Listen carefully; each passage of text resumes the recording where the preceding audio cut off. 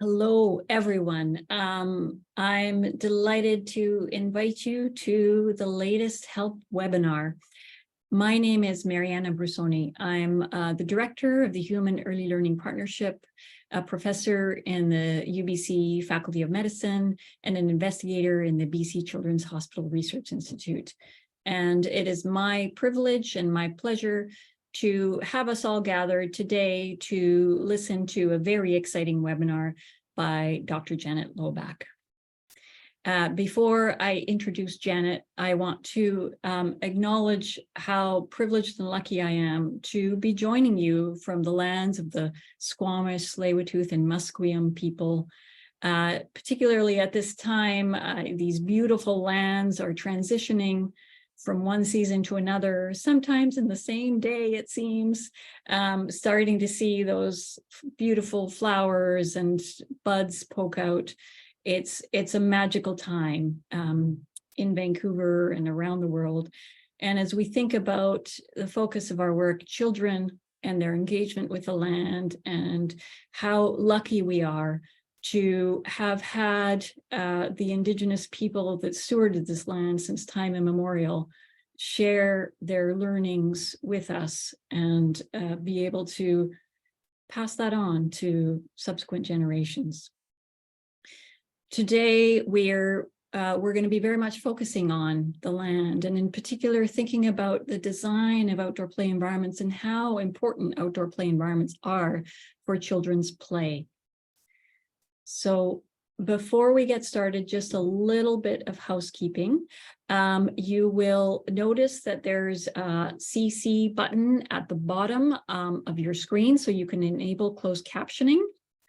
Also, just encouraging, so letting you know that this webinar is being recorded. It will be shortly available on the Human Early Learning Partnership's YouTube channel, and you can find that by just going into YouTube and entering Human Early Learning Partnership. So at the bottom of the screen, you will notice both a Q&A button and a chat feature. If you have questions as you listen, please type the questions into the Q&A feature. The chat has been enabled, so the Q&A will be the only one that will be monitoring for questions. And we'll do our best to get through as many questions as possible today. So without further ado, let me introduce our guest, Dr. Janet Loebach. She is the Evalyn Edwards Milman Assistant Professor for Child Development in the Department of Human-Centered Design at Cornell University.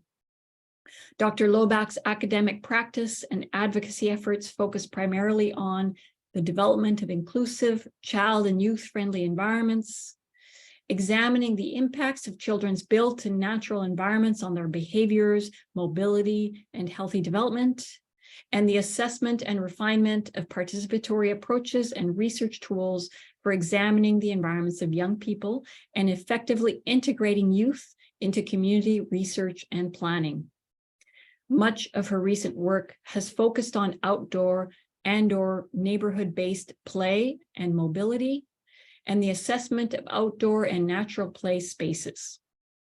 Dr. Loebach's work often integrates child-led and digitally enhanced methods, such as behavior mapping, qualitative GIS, GPS tracking, participatory photography and videography, walk-along interviews, and place mapping. Dr. Loebach also serves on the board of directors of the International Play Association, the Canada chapter, is on the editorial board of the journals Children, Youth and Environments and Cities and Health and Psychoecology, and is the co-chair of the Children, Youth and Environments Network of the Environmental Design Research Association. Dr. Loebach is also the lead editor of the 2020 Routledge Handbook of Designing Public Spaces or Public Places for Young People, Processes, Practices, and Policies for Youth Inclusion.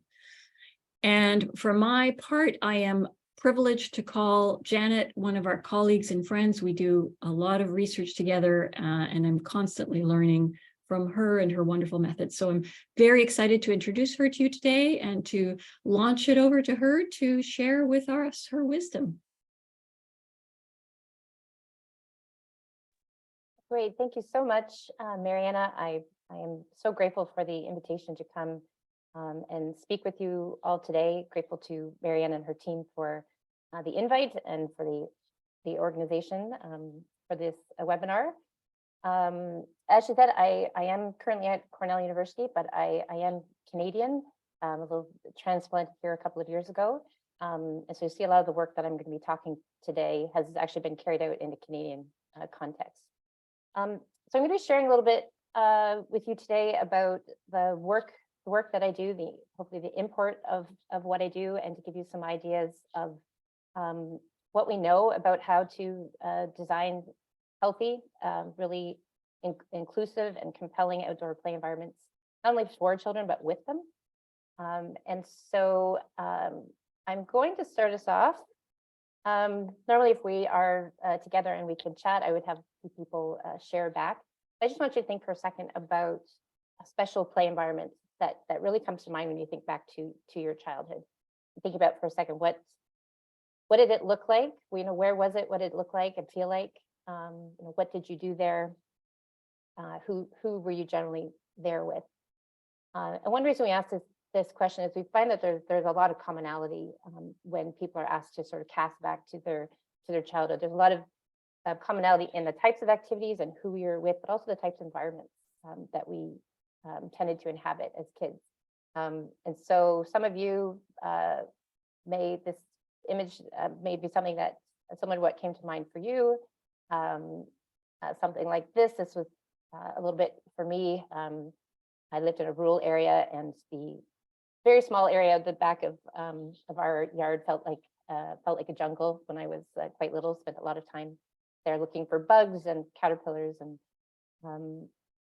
but also spent time building structures, forts, and dens with my brother, with my neighborhood friends. And also for some, this might also spark some memories where we're basically constantly building and creating these imaginative adventures with our environment by manipulating our own environment. The problem is that typically what we provide for children in cities and communities for their play is something like this.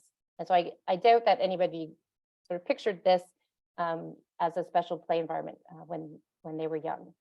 But this tends to be our typical response to play provision. We tend to provide these often fenced-in areas with very little diversity in play and really catering to really young children. So most kids are going to age out of a playground like this by about 5 or 6 years old. But we sort of both figuratively and literally fence children into what we consider these sort of sanctioned children's spaces.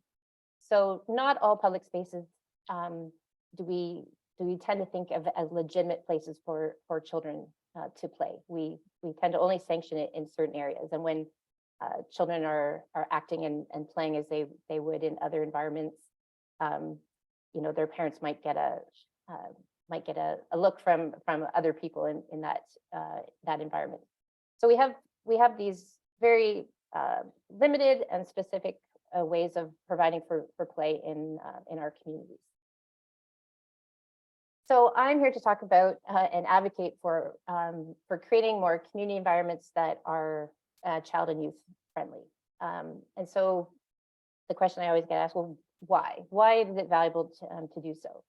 And the first thing I start with is that it's actually children's right. So 30 years on from the UN Convention on the Rights of the Child, Canada is a signatory to that convention.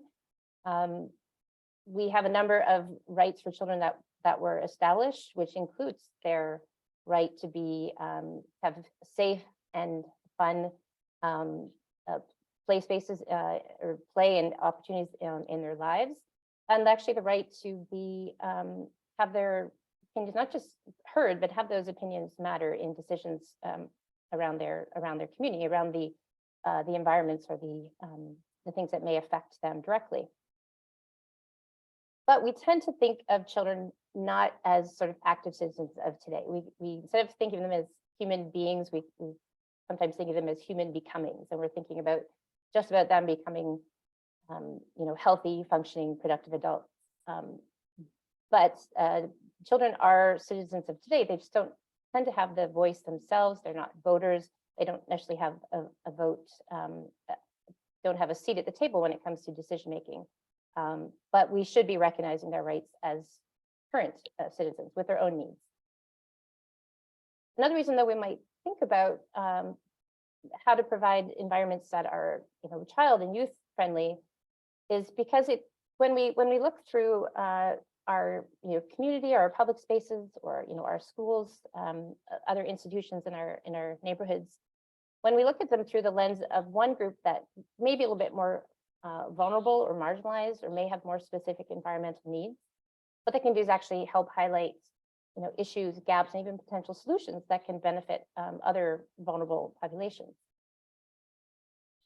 So then I get the question, can we really afford to do this? Can we really afford to cater to just one group of the population, one subset of the population?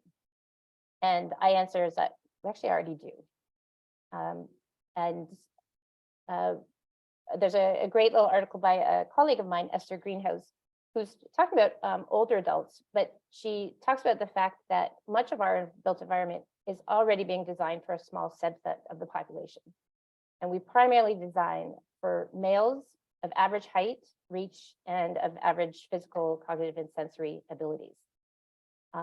But we know that our designed environments actually significantly impact our daily activities, our health, our well-being. And when we don't have a fit between that environment and our needs, we can actually artificially lower a person's, including a child's, ability to function well and to thrive. So the built environment is not benign. Whether we're designing it for children, designing it well for children and youth or not, it is impacting them. But most of our designed environments are not inclusive or age or youth friendly. And in that case, I would also include older adults. So we can think of, in one way, of thinking of children as a kind of indicator species. I don't always actually fully agree with this quote. I keep showing it, but I do agree that if we can build a city that is successful for children, it will have significant benefits for other people. But doesn't mean we're going to address all the needs of other folks. But it's a really good way for us to examine how we might be excluding populations that are not sort of the typical adult.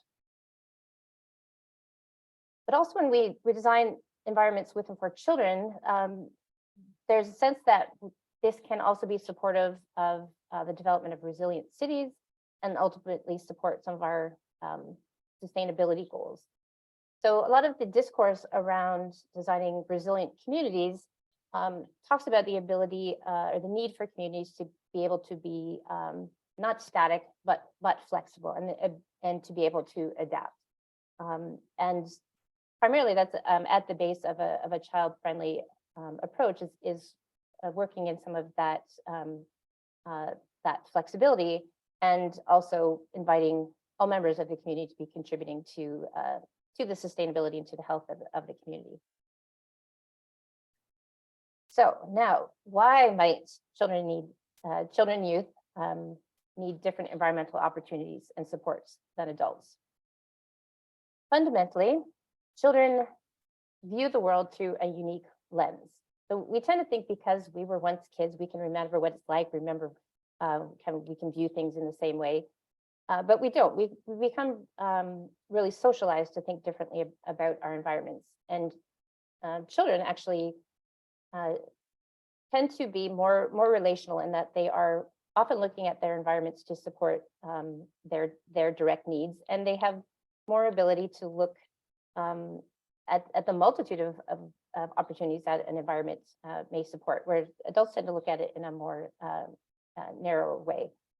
But they're also looking to support their differing interests and experience than adults. And so they're going to be looking for different opportunities in their environments. But children are typically much more captive to their local environments. They don't drive. They're often not allowed to take public transportation, often not allowed to venture far beyond home without an adult. And so they are really sort of at the mercy of what opportunities are available very, very close to them.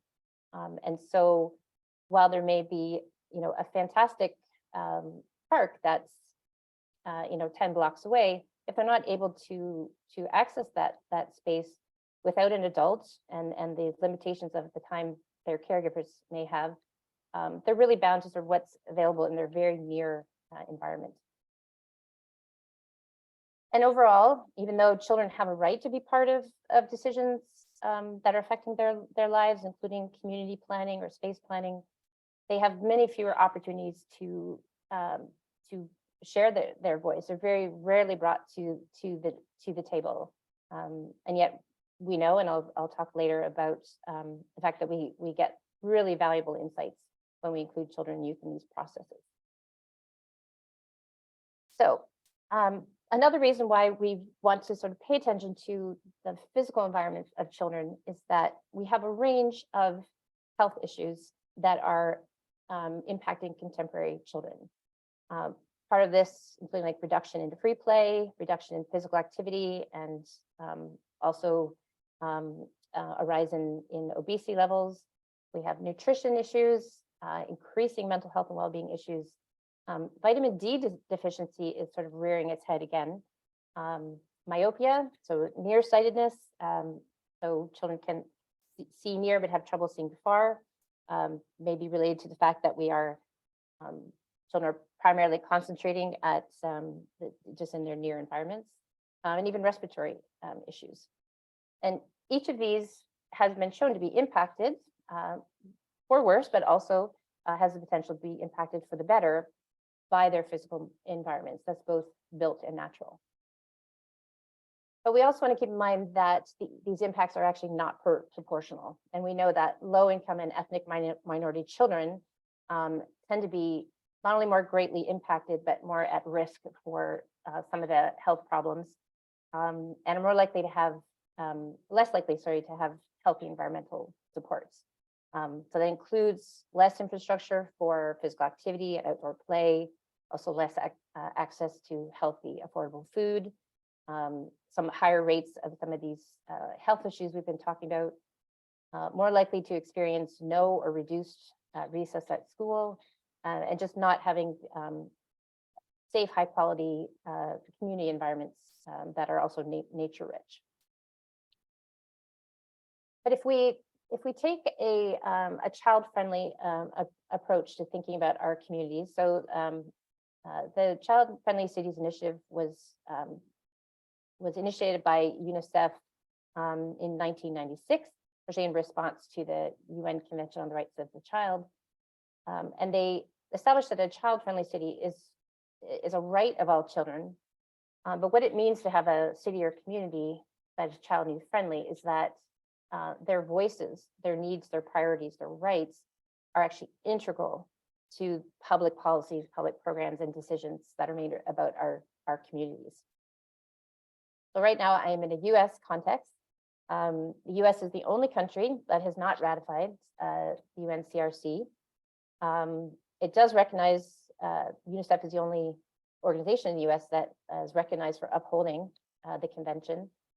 But if you consider that the Child-Friendly Cities Initiative was launched in 1996 and UNICEF USA just launched their first Child-Friendly Cities Initiative in 2020, there's a lot of work to do here. Canada actually has a higher proportion of child-friendly cities, but the majority of them are actually communities in Quebec. It's very anchored in the province of Quebec. And so some of my work here in the US is really trying to highlight the fact that it's really ranked poorly in terms of the high income countries in the world. We have a lot of kids here in this context that are living in low opportunity neighborhoods. So making the case for why these are important and hopefully for investing better in these community environments for kids.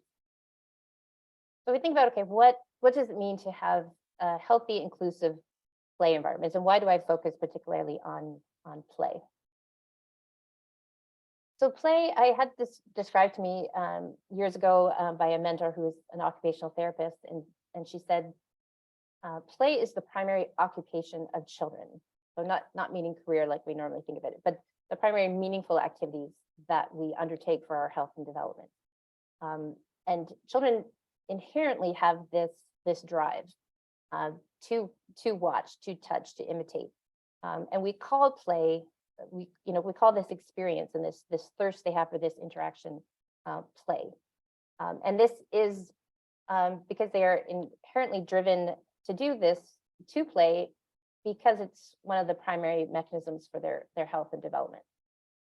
We know that play is essential for development across all domains, physical health and skills, cognitive, emotional, our social skills, our ability to competently navigate new environments and new situations, our creativity. It's so important to our development that it's intrinsically generated, it's intrinsically motivated. The problem that I am concerned about is we tend to have this, it tends to be a pretty common attitude right now that play is sort of the thing that happens after all the important stuff gets done. So after the homework and after the soccer practice and the piano lessons, if there's time, then we'll give you some time for play. Some work that's really helping us to sort of counter this idea is coming out of neuroscience, and we're understanding that play is not frivolous; it's actually building the brain. And children are drawn to these lower risk scenarios that they get through play as a way of testing and building these skills and these interactions and learning from them. So it's it's cumulative and it's iterative, but we're understanding that it is actually from molecular level to behavioral level is actually sculpting the brain. And it's no coincidence that kids are driven to play when they're young, during the biggest time of the most important time of brain development.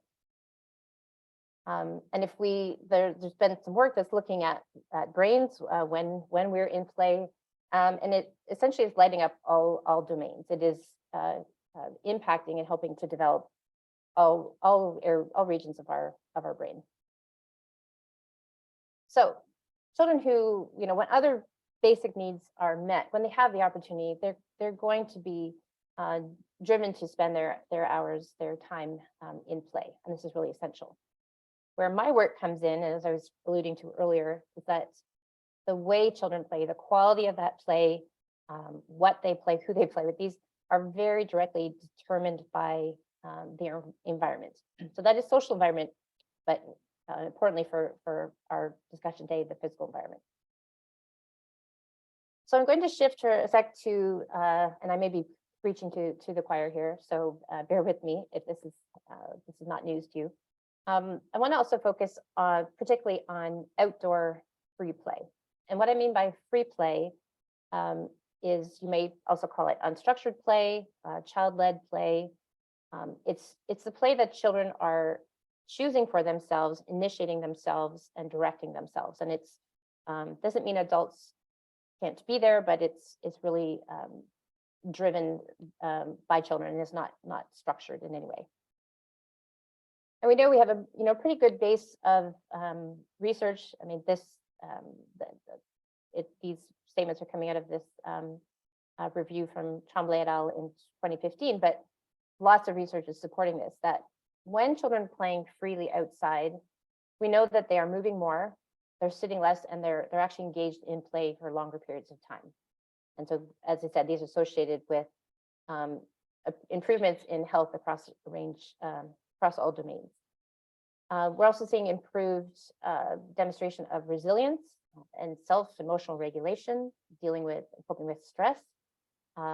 It's the environment often where they're learning to socialize with peers, but also with new environments beyond their home, beyond their school, and where they begin building their confidence and their sense of identity, and where they learn to manage their own risk. And we'll talk a little bit about risk later. When this outdoor play is also nature rich, when it includes exposure to nature, again, we have really good evidence base that ties this time, this exposure and contact with nature with improvements in physical health, mental health and well-being, and social and cognitive development, even some connections to academic outcomes. So when we combine these, when we have these outdoor nature-rich spaces, we are providing opportunities that are really developmentally supportive across all domains, really helps to engage children in this beneficial behavior for longer periods of time. We can really support, creative and exploratory play, in some cases more active play. We're seeing often improved focus and well-being after time in nature.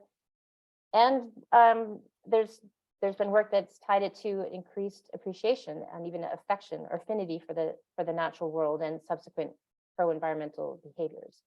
So when we have generations of children who are facing some pretty serious climate change issues, to have children who have this affinity and this are interested in the preservation of our natural world and resources, that may be a big help. So we know too that it can affect some of these other child health issues. So for example, vitamin D deficiency, 30 minutes of sun on your skin can help you to achieve optimal levels. So of course we need to balance that with things like UV exposure, but outdoor play can support some of these sort of re-emerging health issues. And even myopia, there are studies that are now showing a relationship between more time outdoors and less incidence and progression of myopia. So my work tends to focus on two different scales. One is neighborhood and community level, and then I also look individually at a specific play and learning spaces.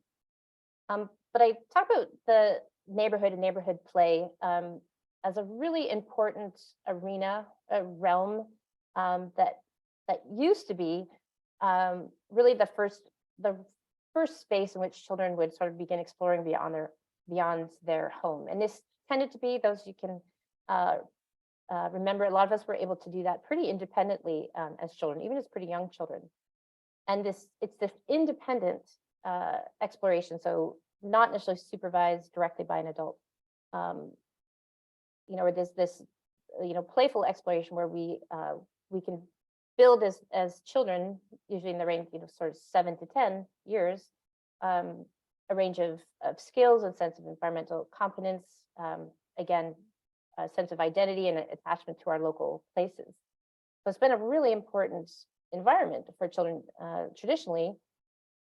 But what's been happening over the last several decades is this neighborhood range, we'll call it, or community range, where kids are allowed to go independently, has shrunk significantly across the last couple decades. So I show this image, even though it's already 30 years old, so this has been ongoing for a while. This image shows the differences in the independent range of a great-grandfather growing up in Sheffield, England, to his great-grandson. So at the age of 8, the great-grandfather was able to go on his own, or maybe with friends, but without an adult, 6 miles to go fishing. And if you look down to the little tiny dot in the top left corner, the great-grandson, also 8, is now only allowed to go to the end of his street, excuse me. So about 300 yards, 300 meters.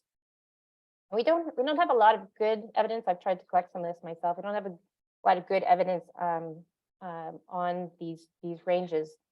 But as a proxy, when we look at how many children are allowed to travel actively, so I mean by non-vehicle and independently to school or in their neighborhoods, this has shrunk significantly in most Western countries over the last 30, 40, 50 years. So I did a little bit of work myself. So this is actually based in London, Ontario, looking at trying to establish what are these ranges of kids, and can we actually call them a free range, and then understanding the environmental factors that might be influencing these activity spaces. So I tend to work with lots of cool gadgets, including GPS, little portable GPS trackers. Have managed to convince a lot of parents to let me put GPS trackers on their children, along with accelerometers to measure their activity intensity or physical activity. Children would complete really detailed daily activity diaries. We also collected youth and parent surveys, quite extensive. And then we would do Google Earth interviews with the kids afterwards, where we would take their GPS tracks, we would project them in Google Earth, and they would sort of give us a virtual walkthrough of their neighborhood and talking about their freedoms and their limitations. So we wanted to look at really how far from home were kids going. Like, so a contemporary child in a mid-sized Canadian city, how far were they going from home? How much of their free time were they spending, outside and in these neighborhood zones? And then what was impacting that? So you see here, this is actually the GPS tracks from one child for 1 week. We have one little blob of dots, which is their home, and another little blob of dots, which is their school. But we wanted to extract simply the pedestrian-based routes from home. And so the GPS, by a couple of different measures, including speed, we're able to sort out which, zero in on the pedestrian-based routes that they took from home during that week. And so these yellow dots, which I'll highlight here, these are all the dots associated with pedestrian travel. This is out of school time during the week, and basically going from the blob of dots at the top, which is their home, back and forth to a local park, and sort of around their block. So for this child, the extent of this distance that they walked during their week, I would say this was mostly late April to mid-June, so pretty nice weather in London, Ontario. These were kids 9 to 12 or 13. And when we looked at the distance that all the kids traveled within that week, we had some that actually went quite far, but on average they were going about just over half a mile. And we had about 20% or sort of at the top end that were actually maybe going up as far as a mile. But we had also 20% who were going less than 200 meters from their home in after school time during spring and early summer. And when we looked at what impacted that, or what came out significantly as influencing, gender and age and the type of neighborhood didn't matter whether it was an urban neighborhood versus rural. The two things that came out important is whether that child was actively traveling to school, so they were taking a bike or walking, presuming that they already had some permission from parents to travel elsewhere in their neighborhood, and high independent mobility. So this was reported by parents, how much license they give their child to move around their community without an adult. And these became the two things that impacted how far that they were going. When we looked then at where they were spending time within their neighborhood, so we broke this into a couple of different zones, we were finding that 90% of their time in this NAS, so this referring to this neighborhood activity space, was spent in these home zones. So 90% spent, even though they might occasionally go somewhere else, they were spending most of that time during that week within 400 meters of home. And over half of it was spent indoors at home. And we did see here, though, that kids tend to be spending more time closer to home in suburban neighborhoods when they weren't already active travelers to school, and when they didn't have a lot of independent license. Not surprising. A more recent study that I did, again, this was based in London, Ontario. We had about 1,000 kids aged 10 to 13, and looking at this was a couple of years later, looking at how much time they're spending, outdoors and in their neighborhood. So 40%, these are ages 10 to 13. Again, this is in late spring, early summer. spending less than 30 minutes outside per day. A third of them cannot travel beyond their home or yard without an adult. These are 10 to 13-year-olds, so that was a surprise. And about a quarter of them are saying they're not really allowed to go very far from home.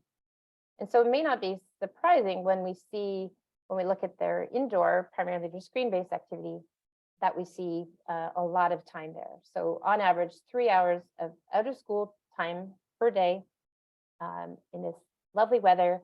And about 10% of them actually spending up to 7 hours per day on screens. At this point, this starts impacting a lot of other things, including likely sleep. And we have this similarly, this Gallup poll from this was arrayed around the same time, showing that the screen-based play is really dominating a lot of children's out of school hours. So we see these trends. So children of current generations are spending significantly less time outdoor than their parents and their grandparents, previous generations. We're still seeing that girls are spending less time outdoors than boys. There's still a gap there.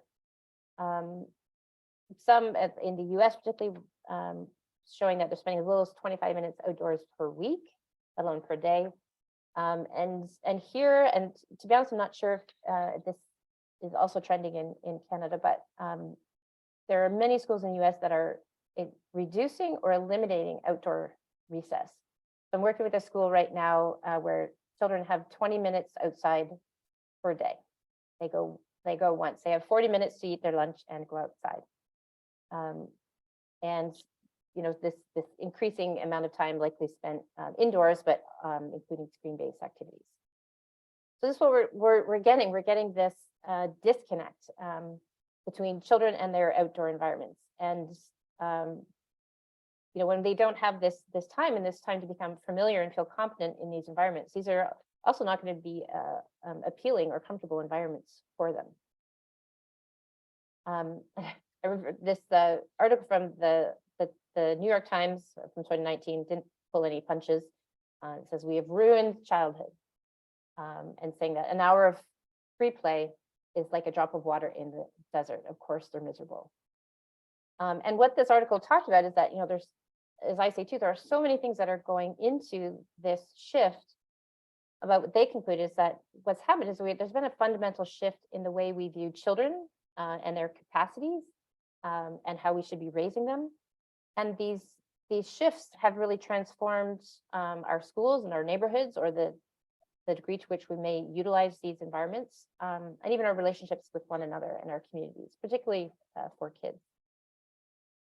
The problem is that these are not neutral changes. There are some significant and negative consequences. One of the worrying ones is that we're seeing a concurrent rise in psychopathologies among children, including, or particularly, anxiety and depression. This is children and youth, particularly. We're seeing like almost exponential increases in some youth. This one study is talking about big changes in major depressive episodes for adolescents, and this was all pre-COVID, and also we know that's been exacerbated.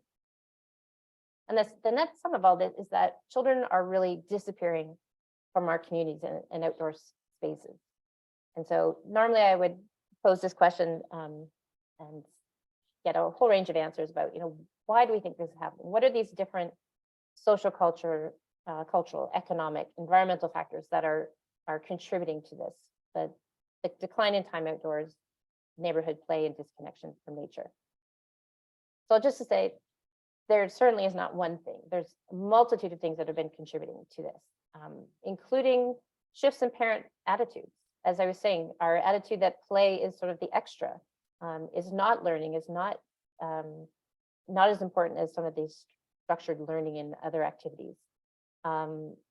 We have changing communities. We are becoming a more urban world.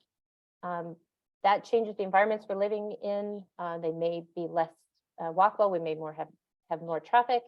They may urbanization may be reducing the natural settings that we have access near to us. So, but also like an increased focus on academic performance and really, like I said, prioritizing some of these structured activities, thinking that, these are really going to help our kids get ahead. And so all these other pieces, including a lot of concerns about risk and safety and liability around community play spaces. And what's happening is these things are combining really to not only reduce the opportunities for children to be playing in their outdoors in their communities, but also the appeal of it for them. So if they can only go a short distance, and there's really not much compelling within that distance, it's not surprising that they may choose, or we may not be able to sort of counter the pull of some of these indoor and screen-based activities. But fundamentally, what is happening, and actually this is more than 15 years old now, there was a study in the Netherlands that looked at multiple generations of the same family multiple generations of families growing up in the same community. And what the research found is that the grandparents, the great-grandparents, when they talked about play as children, it was really not distinguishable from outdoor play. And so you could really characterize their childhood, their out-of-school childhood, as an outdoor childhood. But she found that this has shifted so much within a couple of generations that we have children who we would fundamentally characterize their childhood as an indoor childhood, or an indoor combined with a backseat childhood. And when we have, we're moving much more into cities, our young population is growing. We expect, that by 2050, 70% of people will be living in urban areas, and most of these are going to be under 18. It's time that we think about designing our communities, our cities, with children and youth in mind. So, like, okay, that's great. How do we do it? So, high level, there are what I consider sort of four main mechanisms by which we can do this. So certainly continuing to conduct the research that helps us better understand what are these particularly social and environmental barriers, but also what can facilitate healthy activity and development. Then we need to use that evidence to design environments that honor and support the needs, but also the rights, the preferences, the ideas of children. And partly the way we do that is by integrating them directly into research, into design and planning, into decision-making processes. But these steps may not be as successful if we still don't look at our local and our regional policies, which may be still working against some of these other actions. So briefly, kind of under each of these branches. So where do we focus the research? A lot of my work, where I think we should be spending a lot of our time, is working to think about these key environments where children are spending significant amounts of time. So, this typically is schools and childcare spaces, as well as our neighborhood community and recreation spaces. So obviously they're spending lots of time at home, but those environments are harder to make changes to, but we can really invest in our school and community environments.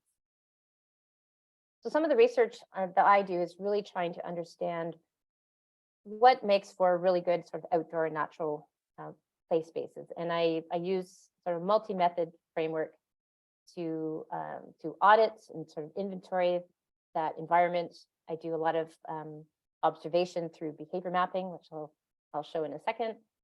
And then also talking and usually in situ with either children and or staff and parents doing play-alongs or walk-alongs to understand how they're using the space and what their perceptions of these spaces are.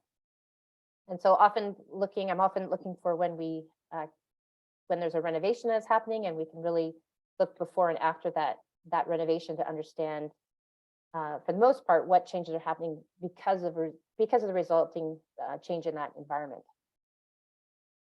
So behavior mapping is use it quite a bit.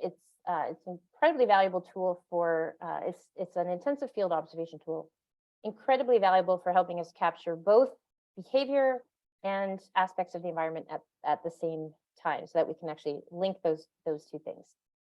And so usually we're actually, if you see the little map on the bottom with the dots, each of those points represents a play event that we observed, and that dot has this whole sort of database of information underneath it, and we can actually we can look at that information in many different ways to understand how children are using and moving around their play spaces. So just quickly show you a recent study a colleague and I have done in the Natural History Museum in Santa Barbara. So they were doing a big renovation, but they had this really, really wonderful, very large natural outdoor play space. And so they asked us to come in and sort of capture the activity that was happening and try to connect to the environmental features and conditions. So this is just generally this large play space. Really, we did about 7 days of observation, both before and after a big renovation. So just to give you an idea of some of the elements, so some pretty diverse settings in this outdoor play space, including a mud kitchen that actually had access to water. There was like a stump circle, lots of places for seating. There was an Audubon program that had wild birds and other animals on site. But it was really dominated by this large creek that ran through the space, and it was a working creek. It was designed, it had circulating water, and it was quite steep, and it really crossed this whole site. And one of the attributes that we captured is what we tried to categorize the type of play that we saw here. And based on our previous work, we were finding that old play typologies were really developed for capturing indoor play. And so when we couldn't find what we needed out there, we developed our own sort of new typology of outdoor play. The top four, physical, exploratory, imaginative, and play with rules, are really represented in other typologies that are out there. But the bottom four are new and really reflecting the different things that we may see in outdoor environments or contemporary environments. So particularly including a bioplay category, which means when children are playfully interacting with living things. So that could be plants, that could be wildlife, or are actually caring for the environment. But also including more expressive play, restorative play. We tend to think of kids just, as play being always boisterous, always active, when it's really not. We know that children also engage in restorative types of play. And we also have to recognize that we had to also capture when digital play was happening in these spaces. So just to give you an idea of what we can do with the behavior mapping, all of these points in this map represent a play observation. So we had about 800 events that we witnessed over this week. And you can see the little heat map that we have in the bottom corner where the color gets towards red and yellow. That's where we see the greatest density. And so we can understand in what settings is the play densest, meaning maybe the most appealing and most children are choosing to play in. Then we can also look at how does this vary by these different play types. We can understand what diversity of play is this place supporting or not. And so we do this within a geographic information system, which means that we can change the data that the points tell us. Then I can say, just show me the physical play that's happening, and we have some subtypes. And so we can actually understand which environmental settings and features are really providing that physical play. And we can tie this to other things. We can tie it to actual activity intensity. We can attach it, we can connect it to how much positive risk we're witnessing within these physical play activities.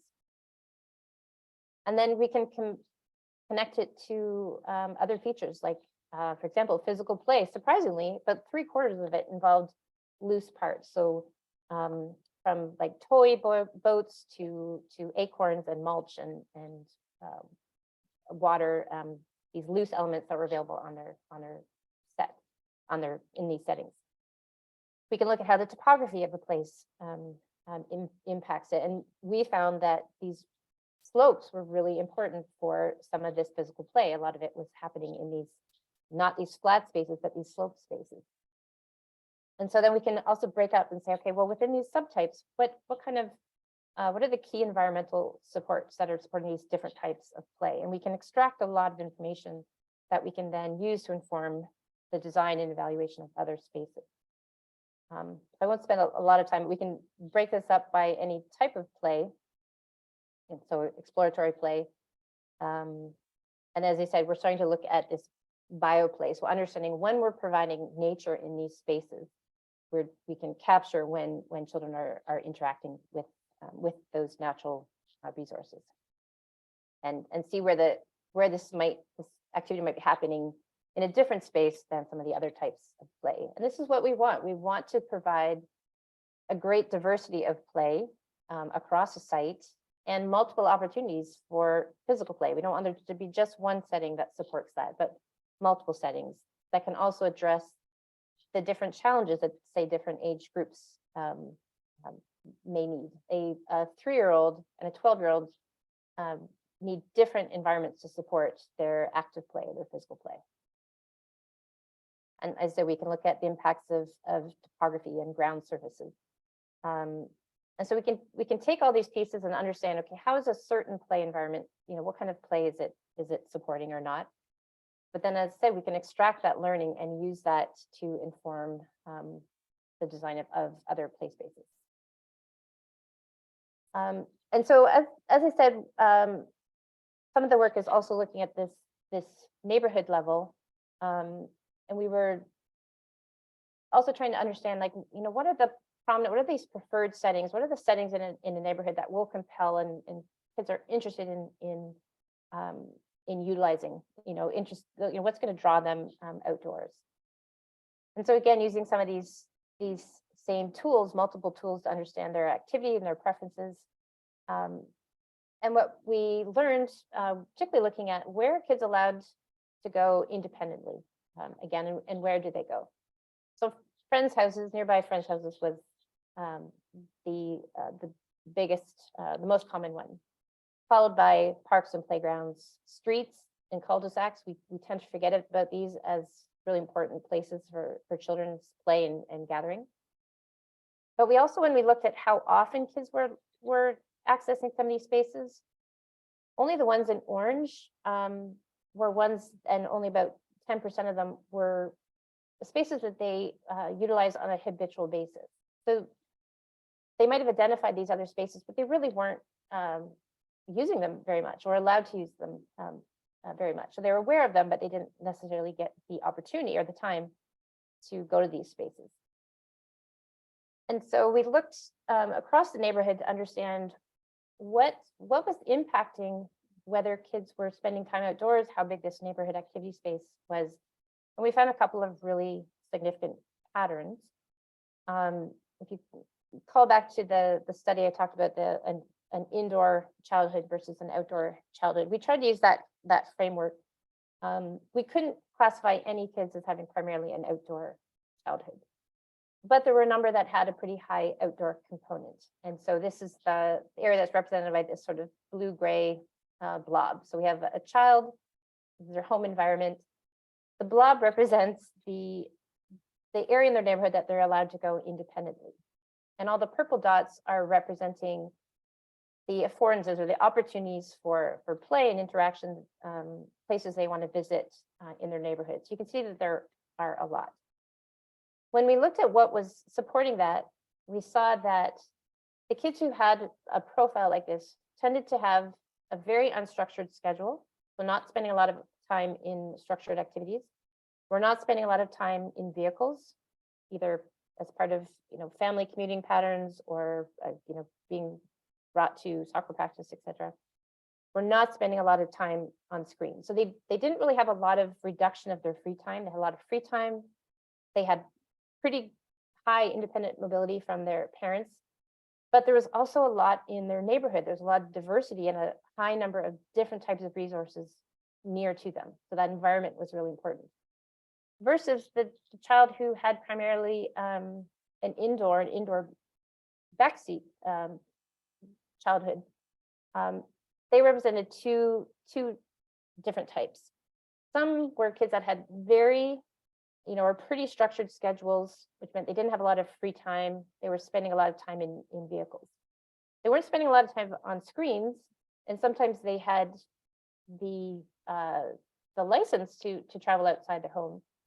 But very often they were living in these areas where there was really not anything nearby that was compelling. And so they weren't really spending, they didn't have a lot of time. There wasn't a lot that was compelling. And so they weren't really going very far. The other profile in this group, though, were kids who had unstructured schedules, had lots of time, but they were spending extraordinary amounts of time on screens, and almost didn't necessarily matter what the environment was like around them. But we did find a lot of kids who had this profile were living in what I began calling these residential islands, where there weren't convenience stores nearby. There was a park, maybe several blocks away, but really not a lot of diversity in that neighborhood that was compelling them to get outside and play. And so, it was a combination again of these factors, how much time and freedom kids had to use their neighborhoods, but what their interests were and whether there was support for that in their environments. And very often it was not there. I'm just conscious of time. Okay. So finally, just a more recent study, again, looking at some of these barriers to community-based play. Again, this was work done in London, Ontario. We had just over 800 child and parents, both filling out extensive surveys for us. These were kids in grades 6 to 8.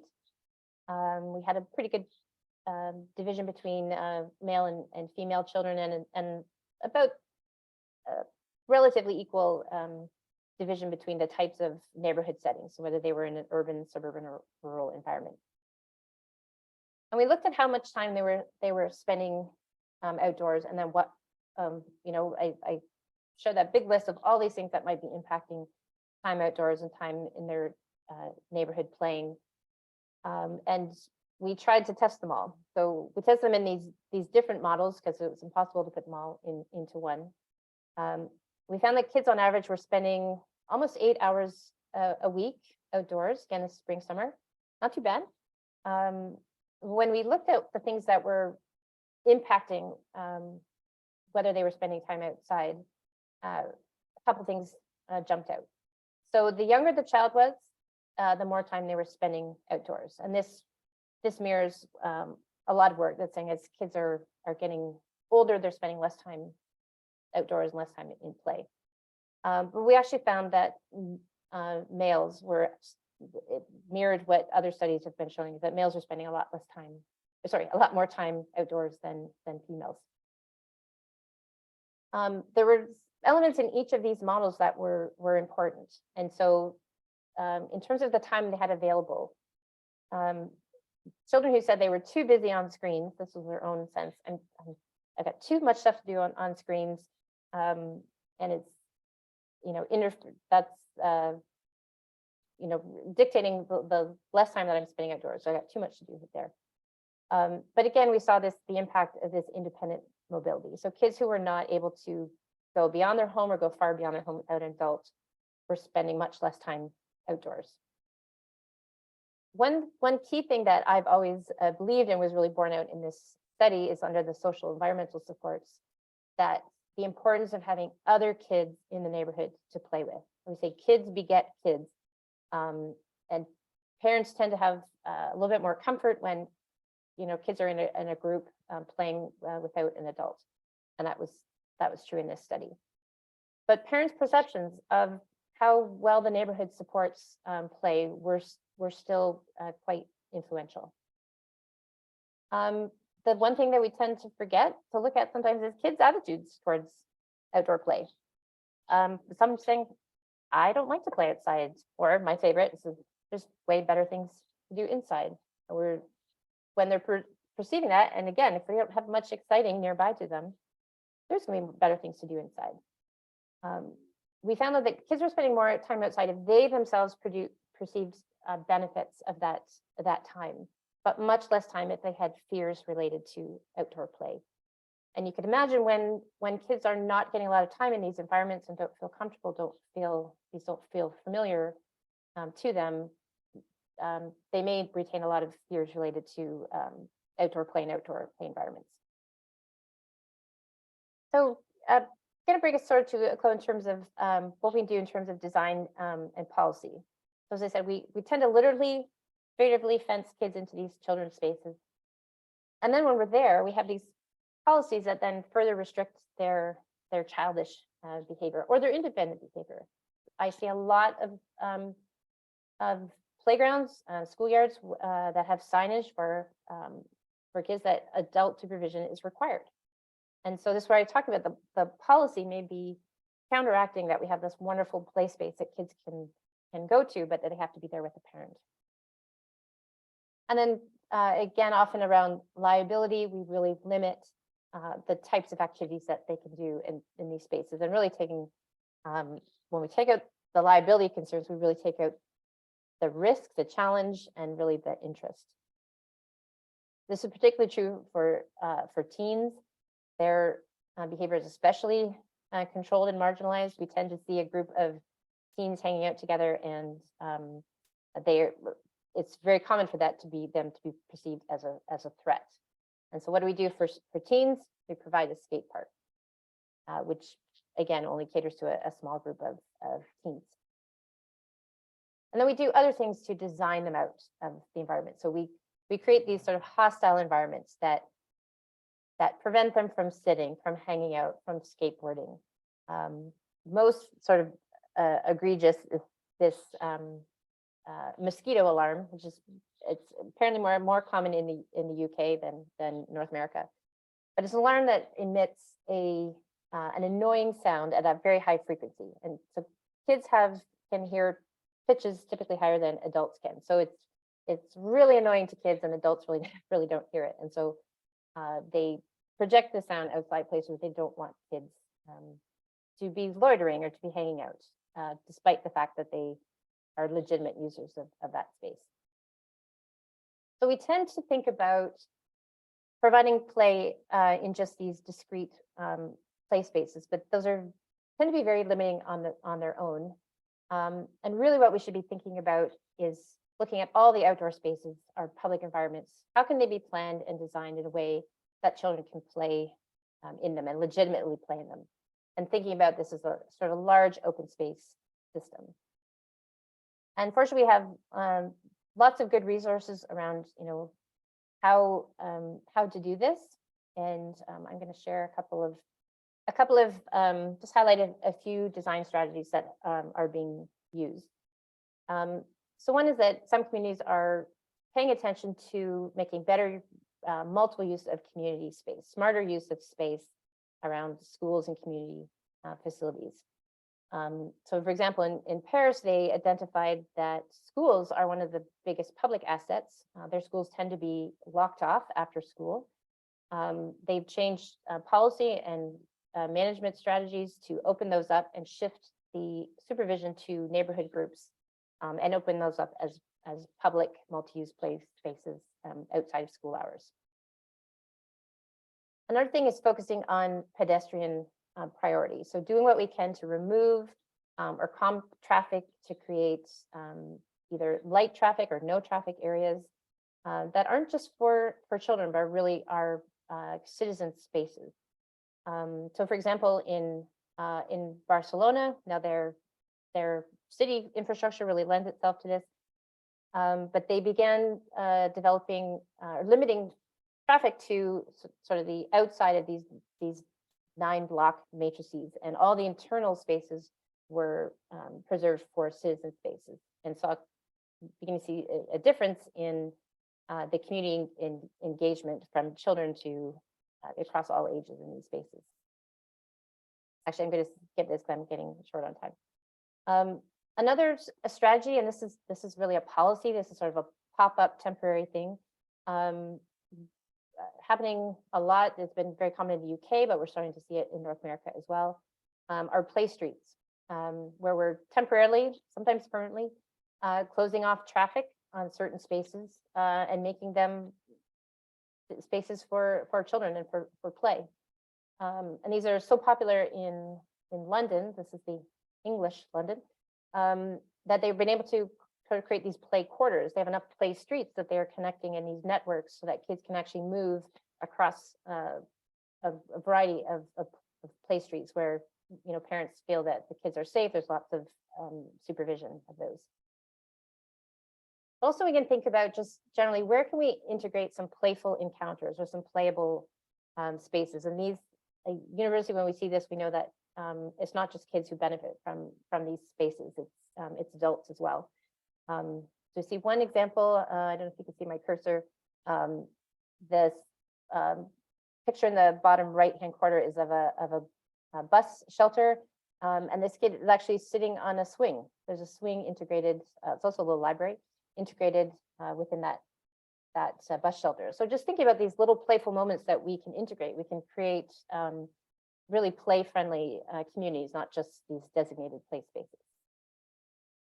I think we're closing for time. I'm going to just wrap with a call to do what we can to integrate youth into these processes. So I've done a lot of participatory and child-led research and planning. They never fail to surprise me in how savvy they are about their environments and their ability to really articulate their needs and come up with really innovative design solutions. So they are fully capable, particularly when we give them the right tools and opportunities. But they're experts on their lives, their needs and preferences, and are more than capable of articulating it. They also tend to bring a much more inclusive lens. They sort of naturally think about the needs of others. When I'm working with them, they're automatically considering their parents and their grandparents and their little brother or sister. And they really do bring some unique knowledge, but expertise to the table that adults can't provide. And we know that children and youth are really positively impacted, not just by the products of these, but by these processes themselves. And so doing what we can in our communities to find, where can we include kids in these different access points, not just in the design of it, but right back to the assessment and afterwards to the construction, to the maintenance, to the policy making. And just as Marianne said, so a number of these strategies and methods are, we put together a collection in this Rutledge handbook. It was published in 2020. I have a link at the end, a QR code that gives a link to all my papers if you're interested. The paperback version just came out of this. It's way cheaper than the hard copy version, so a little bit more budget friendly. And within this, there are a number of case studies. So actually, this was a case study done in Ithaca, where I am now, before I moved here, where there was a small community play space that was designed. And the teens kind of came out and said, this doesn't, is not doing it for us. And the city actually integrated them into the planning process, and they designed a much more inclusive and space that was covering a range of age needs, and they really led the design process. Another case study is sort of near to some of you in New Westminster in BC, where they involved youth in really assessing player environments in their neighborhoods, including using photo voice, which is really helpful when children and youth are able to use photos to help demonstrate and express their interests and their needs. And there was a number of ways that these were then communicated to decision makers. And finally, some work that I did myself in London, where we did a 3-month design and planning process with kids, and they effectively redesigned a large swath of their their playground, what used to be asphalt, and became quite a large garden that was their interest. So, so for those of you that are interested in some of these methods with kids, it's always the biggest barrier is we want to engage kids. How do we do it? This is another book that I highly recommend by some colleagues. And just want to wrap with, hopefully I have convinced you a little bit for the need and the importance of us designing not only healthy outdoor play environments for children, but broadly these child and youth friendly communities. And I hope, this is what I hope all children's sort of childhood experiences like, and hopefully you'll help me get there. So, and this QR code will take you to my my page, give you access to any of the articles I mentioned today. So I'm happy to answer any questions or comments from the group. That was really wonderful, Janet. I love the way how you started with a child rights-based approach and placing children at the center of this conversation, and you wove it through, showing the research, the variety of research with a variety of ages, and ending with, again, the child's rights-based approach and how do you bring children into these design decisions and make them an integral part of communities. So lovely presentation. Like I've seen your presentations over the years, but I've actually never seen the body of work all together once, and it's really impressive. We're so lucky to have heard it. Great. I could go on. I know I went over a little more than I expected, but obviously I'm very passionate about this and could go on for hours. So happy if there's any questions that I can answer from the group. Indeed, there are. So let me get us started with those. So Chantel from Métis Nation BC was really interested in some of the stats that you presented at the beginning around, the times that kids spend outdoors and how that's changed. But even the stats that you had collected recently, which were even pre-COVID. So do you have a sense of how you think that things might have changed in the last few years? Yes, I mean, we have some indication. I mean, COVID was sort of a mixed blessing in terms of children time outdoors. Obviously, in lots of ways, we were much more limited in our movements. But when often the only place to go was outside, there were a lot of cases where we were seeing more time, children spending more time outdoors, or families spending more time outdoors and to get out of their homes, and also cases where schools were actually integrating more outdoor time, also as sort of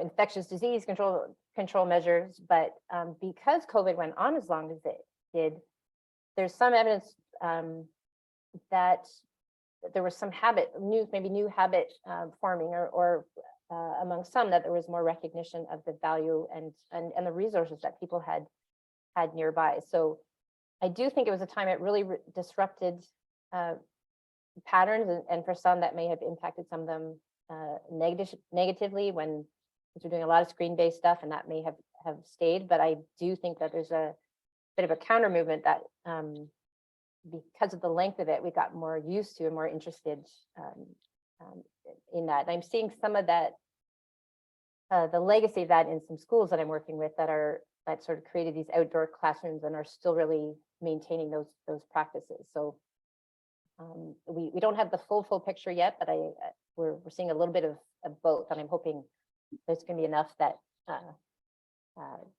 that are going to continue to spend that more time outdoors. We'll see. Yeah, it is going to be a really interesting over the next little while, and as we collect more data to see how patterns have changed and what gets sustained and what either shifts back or shifts to a whole new pattern. Yeah. And that work's definitely being done by multiple and globally. So we will be able to look back at some of those impacts, hopefully, including health data that we're looking at. Yeah. Okay, so Laurel Donison points out she's wondering about the difference between children who live in apartments versus houses. Yes, very, very good question. And this is coming up more as we're becoming more urbanized, particularly maybe not quite as much in Canada and the US, but when we're looking at a lot of South Asian countries, we have these very, very high density environments, a lot of children. The most common type of housing is high-rise apartments. So this vertical, they call them vertical communities. And so often kids who are living in some sort of apartment or some sort of complex tend to have not really any or very limited private outdoor space. Sometimes there might be some communal outdoor space, but we don't see, they don't tend to have that, that private yard.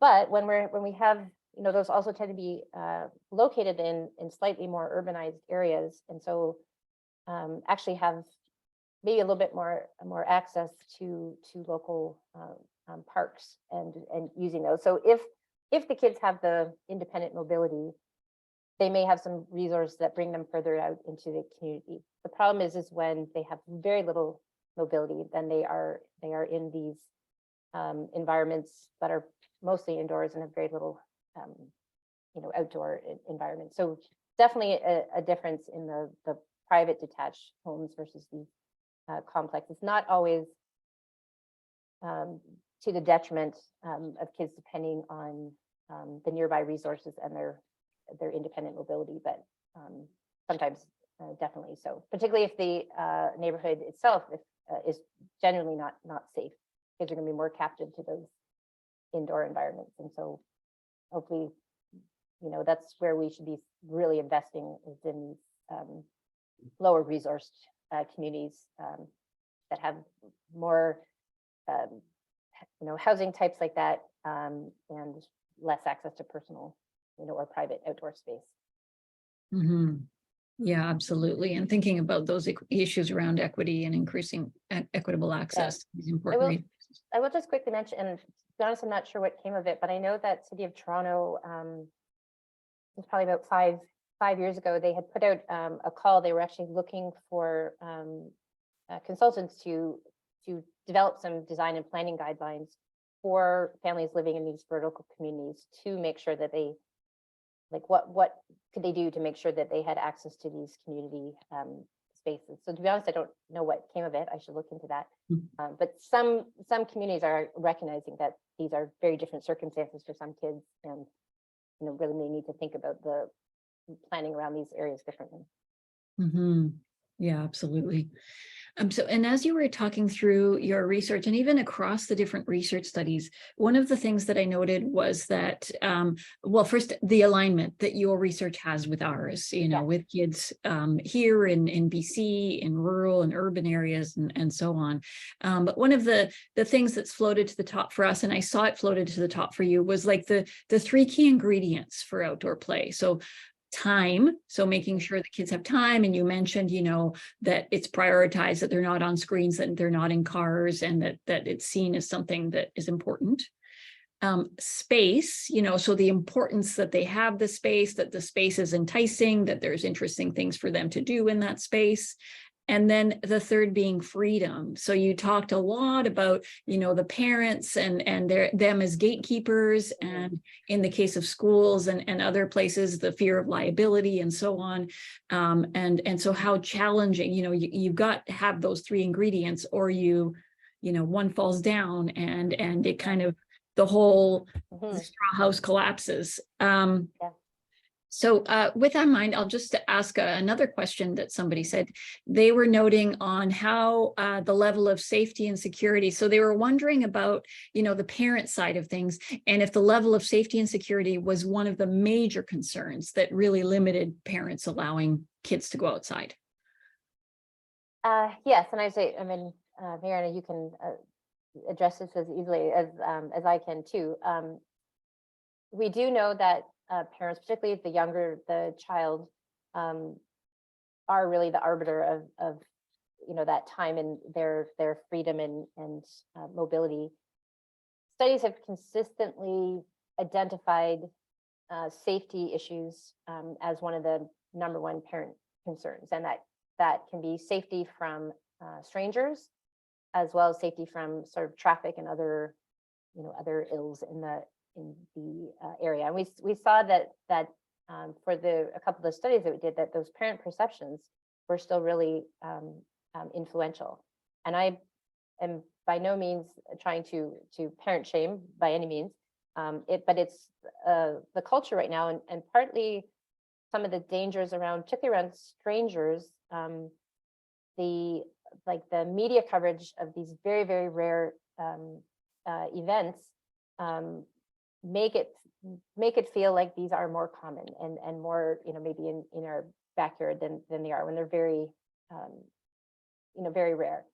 But there are some very real issues around safety, traffic, and in some neighborhoods, there's even beyond that, there are some legitimate safety issues for parents. So even when they understand all these benefits, there's not surprisingly still this reluctance, and there's a lot of pressure from other parents to be kind of sort of hyper supervising, and so this is where I say that this cultural, we've had this attitude shift that we sort of need to move the needle back on that. And obviously your work has done such a great job at that, of highlighting the value of some risks and positive risk and challenge, and understanding what some of these real dangers might be, but how we can work with them. And when we can design environments and communities, there's a lot of social cohesion. Your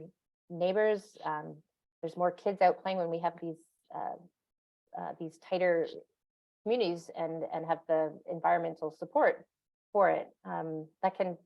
When we have that, we can work to alleviate some of these fears.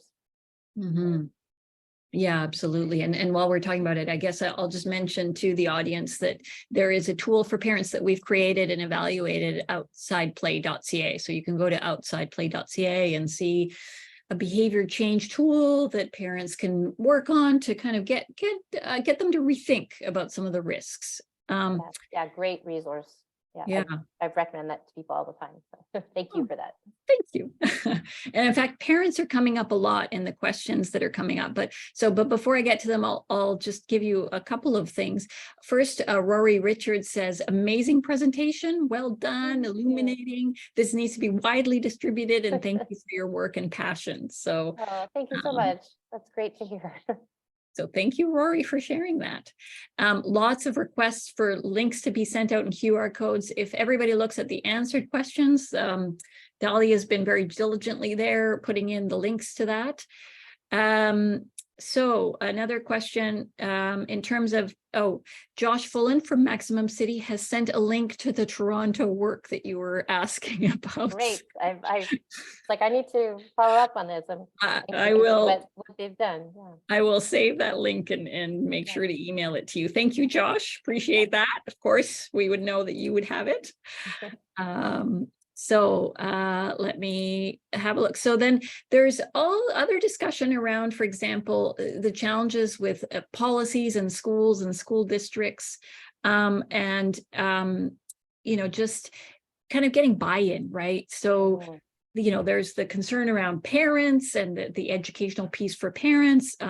There's rules, you talked about liability fears, even the maintenance of the area, so how are you going to maintain, even when there's loose parts on the playground? I know that we've found like the maintenance staff do not like loose parts. No. So one question here is, so most schools have limited funds for these types of transformations. Is there any evidence to suggest that the child-led changes are popular over a few decades? So I guess is kind of, do they last across time? I don't know that we have, I haven't seen a lot of, maybe you have, Mariana, but like longitudinal work there. I mean, I would say that our best examples are from some of the European and particularly Scandinavian countries that have, have had this culture of really child-led and, free play, including outdoors, where we can look, at those impacts over time. I mean, I'm doing my best to try to do some of that longitudinal work, as are you. So that we kind of have to stay tuned. We have lots of good sort of cross-sectional data that shows these things, but still need to do the work to look at the impacts over time. So I think there is more work that's shifting to some of these longitudinal approaches, so that we can not just get it, right now, but we can look at these longer term impacts. Yeah. Okay. Thank you. And so related to kind of the schools and school district issues, so someone asks, have you seen any buy-in by a whole school district to make change? Funny you should mention that. So I was actually approached by the Ithaca City School District here, where I'm in Ithaca. It's a small school district. There are 8 elementary schools, 2 middle schools, and 2 high schools. So it's small enough that we have the ability to look at a district-wide change. So right now they are planning a major renovation. It's kind of a phased approach. They're doing a major renovation at one of the outdoor schoolyards. We are doing not only a research framework around that, we are doing a participatory design project or process with the school, but also with the broader community. And just as a note, when we start with the kids, we start with the ideas and the needs and the preferences of the kids, and that gets presented to adults and parents. That tends to help deal with some of, if we were just putting these ideas out to parents, it helps pull down some of those, some of the questions that we might get, or some of the pushback we might get when it gets led by the kids. So I recommend that as a starting point. So we're doing this over a couple of years, but we're trying to design it.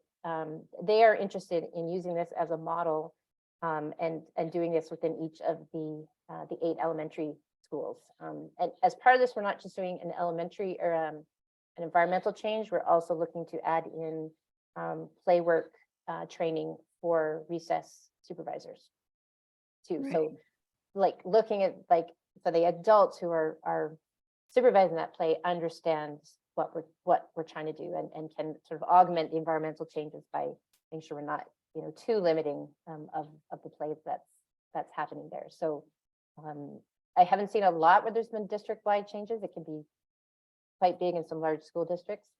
But having said that too, doing some work with Evergreen there's a large renovation they've done in the school board in Milton, in the at Huron. Oh, I can't remember the district.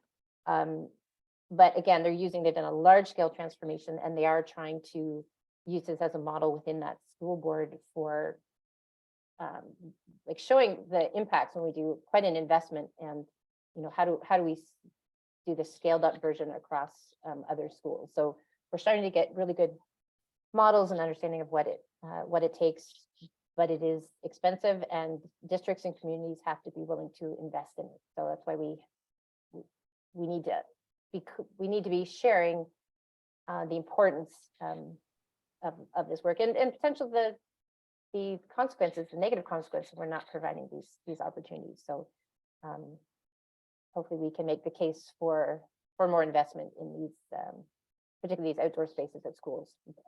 Great way to have sort of population level impacts on kids. Mm-hmm. Yeah, absolutely. And there's quite a few questions that really pull out the challenge around social norms, and it kind of, kids being seen as legitimate occupiers of the outdoor realms and independent occupiers. And as you say, the schools are such an important partner in this, because kids spend that much, so much of their time in school, and also as a venue for equitable access, right? Because, they're living in different neighborhoods, but the schools are that kind of common ground. Absolutely. Agree. We're coming to the end of time. There was a lovely question around winter and snow, which is a lovely loose part, and good gear. Get them up there. Yeah, that's the other thing. So actually the study that we're going to be doing with the Milton Schoolyard, we actually are doing both spring, summer, and winter observations. So we're acknowledging why in Canada we don't do more winter play work is beyond me. So I've been trying to do a bit. I know you're interested in some. We need to think about these beyond these fair weather environments or days, and understand how winter can provide this whole wonderful, different novel play space for kids. And so there's some great opportunities there. But it comes down to kids being prepared to go outdoors during those times. So I would definitely encourage much more work around winter play, particularly in Canada. Yeah, absolutely. Well, we'll have to leave it there. There's a whole bunch more questions for you because you really sparked clearly a lot of interest amongst the audience. Sorry, I should have had you cut me off earlier so we could. Well, we were delighted in hearing it, so didn't want to do that either. Thank you, everyone who participated, and such a big thank you to Janet for your generosity in sharing your time and these years of work that you put together that are so important and informative for us in Canada and beyond. Much appreciated. And if there was any really burning questions that we didn't get to, please do feel free to, I think people have my contact information. Please feel free to reach out, and I'll do my best to provide some answers I didn't get to. So, and thank you so much for the invitation. I really appreciate it. My pleasure. And thank you, everyone. And please watch it again on YouTube if you missed anything. Great. Thanks so much. Take care. Bye-bye.